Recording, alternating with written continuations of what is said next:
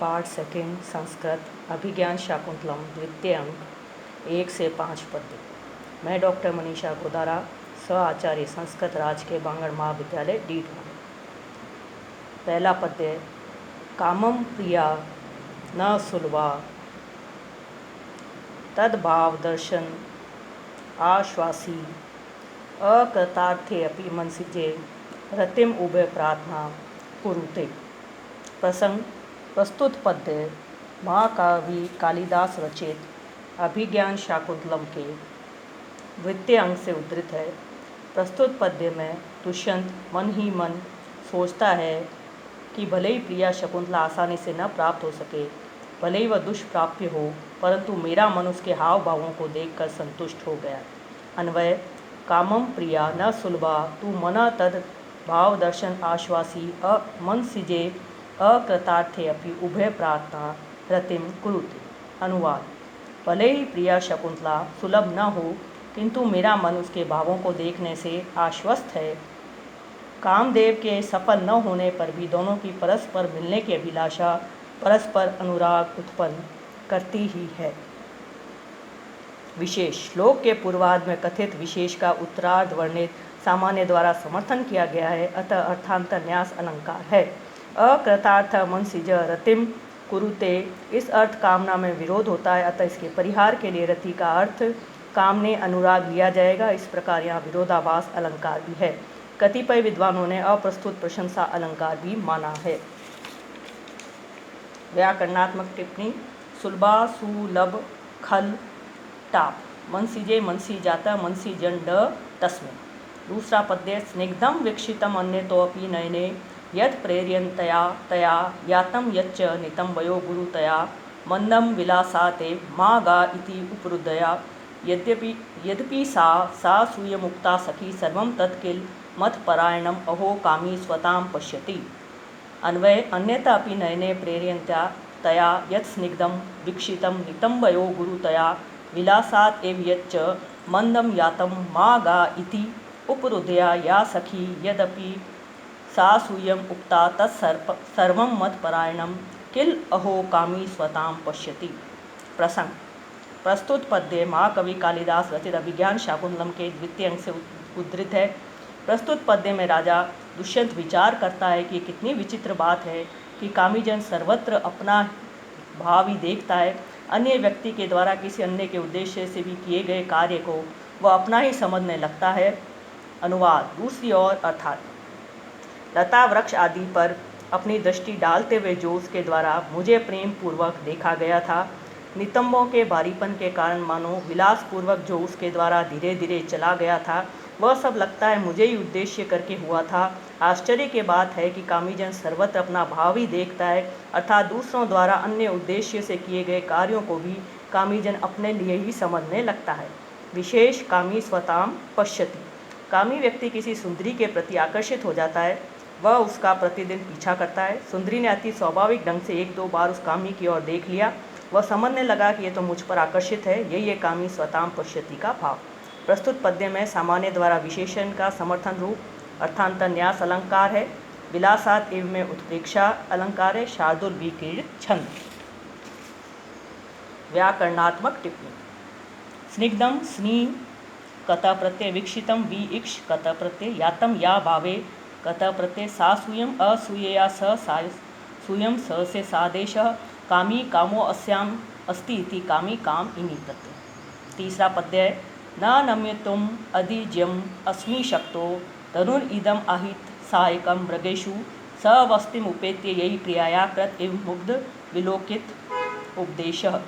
अन्वय। अहम अधिज्यम आहित सहायकम इदम धनु एषु मृगेषु नमितुम शक्त नास्मि यही स वस्तिम उपेत्य प्रियाया मुग्ध विलोकित उपदेश कृत। प्रसंग। प्रस्तुत पद्य महाकवि कालिदास रचित अभिज्ञान शाकुंतलम के द्वितीय अंक से उद्धृत है। राजा दुष्यंत अपने मन में सोचते हैं कि मेरा मन कनव पुत्री का स्मरण करके शिकार से विरक्त हो गया है, क्योंकि।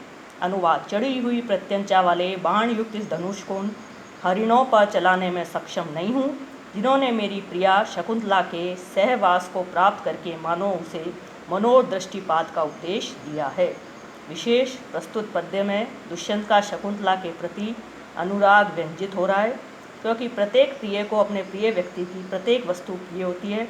शकुंतला के नेत्र एवं उसके चितवन ठीक मृग नेत्र तुल्य है, अतः मृग भी राजा को प्रिय है। प्राय नायिकाओं की आंखों का मृग के समान होना ही सौंदर्य का प्रतीक माना जाता है। प्रस्तुत पद्य में काव्यलिंग अलंकार है। कृत एव मुग्ध विलोकित उपदेश, यहाँ पर कृत एव में उत्प्रेक्षा अलंकार है। प्रस्तुत पद्य में पुष्पिताग्रा छंद है।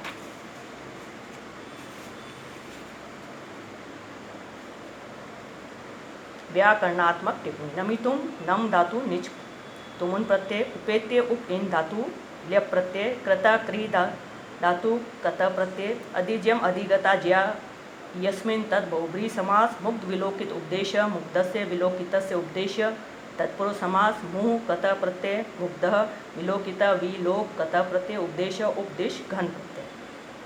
चौथा पद्य अनवरत धनुर्जा स्फालन क्रूर पूर्वम रवि किरण सहिष्णु स्वेद लेशय भिन्नम अपचितमपि गात्रम व्यायत्वात् अलक्ष्यम गिरिचर एव नाग प्राण सारम विवर्ति। गिरिचर नाग एव देव अनवरत धनुर्जा स्वालन क्रूर पूर्वम रवि किरण सहिष्णु स्वेद लेशय अभिन्नम अपचितमपि व्यातत्वात् अलक्ष्यम प्राण सारम गात्रम विवर्ति। प्रसंग प्रस्तुत पद्य महाकवि कालिदास रचित अभिज्ञान शाकुंतलम के द्वितीय अंग से उद्धृत है। प्रस्तुत पद्य में सेनापति राजा दुष्यंत की विशेषताओं का वर्णन करते हुए कहता है। अनुवाद। पर्वत पर विचरण करने वाले हाथी के समान निरंतर प्रत्यंचा के खींचने से कठोर हो गया है पूर्व भाग, जिसका ऐसा गज पक्ष में इसका अर्थ होगा। सर्वथा प्रियाल वृक्ष के मूल भाव में रगड़ने से शरीर का अग्रभाग कठोर हो गया है, जिसका ऐसा। सूर्य किरणों को सहन करने में समर्थ पसीने के कणों से सर्वथा रहित भी विशालता के कारण प्रतीत न होने वाले प्राण शक्ति संपन्न शरीर को धारण करता है। व्याख्या। उपयुक्त सभी विशेषण गज के पक्ष में भी लगाए जा सकते हैं। गज पक्ष में अनवरत इत्यादि पद का अर्थ होगा प्रयाल ध्रुम की भूमि में आस्वालन घर्षण रगड़ से जिस हाथी के शरीर का अग्रभाग कठोर हो गया है, धूप को सहन करने वाला एवं श्वेत शून्य क्षीण भी विशालकाय होने के कारण अलक्षित एवं शक्तिशाली शरीर धारण करता है। विशेष प्रस्तुत पद्य में अनवरत आदि पद से राजा के शरीर का दिव्यास्त्र सहन करने वाला ध्वनित होता है। रवि किरण आदि पद से शरीर का दुख सहिष्णु होना तथा स्वेद लेशयी आदि से श्रमशीलत्व ध्वनित किया गया है। इसी प्रकार अपचितम आदि पद से महापुरुष के चिन्हों को अभिव्यक्त किया गया है।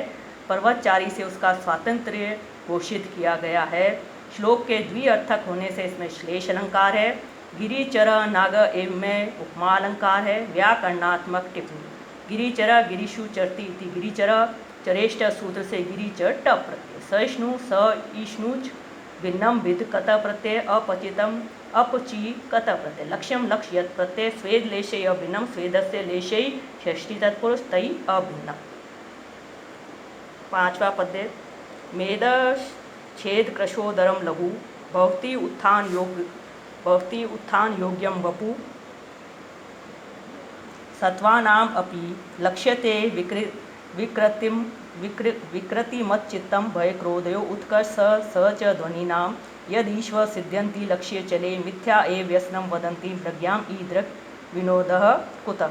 अन्वय। वपु मेदश्चेद कृशोदरम लघु उत्थान योग्यम भवति सत्वानां भय क्रोधयो विकृतिमच्चित्तम् अपि लक्ष्यते स च धन्वीनाम् उत्कर्ष यच्चले लक्ष्ये ईश्वर सिद्ध्यन्ति मृग्यां मिथ्या एव व्यसनं वदन्ति ईदृक् विनोदः कुतः। प्रसंग प्रस्तुत पद्य महाकवि कालिदास रचित अभिज्ञान शाकुंतलम के द्वितीय अंग से उद्धृत है। प्रस्तुत पद्य में सेनापति मृग्या के गुणों की प्रशंसा करते हुए राजा से कहता है कि अनुवाद।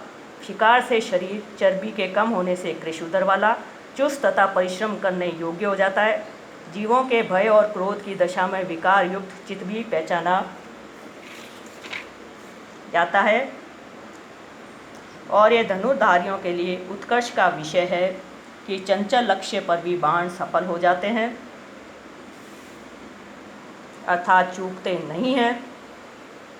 लोग आखेट को व्यर्थ ही बुरी लत कहते हैं। ऐसा मनोरंजन अन्यत्र का अर्थात कहीं भी नहीं है। विशेष प्रस्तुत पद्य में सेनापति कहता है कि शिकार में इतने गुण होते हुए भी जो मनु आदि ऋषि शिकार की निंदा करते हैं वह अनुचित है। वास्तविकता तो यह है कि जैसा मनोरंजन शिकार में वैसा अन्यत्र नहीं। प्रस्तुत पद्य में अप्रस्तुत प्रशंसा के द्वारा मृग्या के गुणों का वर्णन किया गया है। लक्ष्य चले, दौड़ते जानवर पर सफलतापूर्वक निशाना लगाना निशानेबाजों के लिए गौरव की बात मानी जाती है। प्रस्तुत पद्य में काव्यलिंग अलंकार है। शार्दूल विक्रीडित छंद है।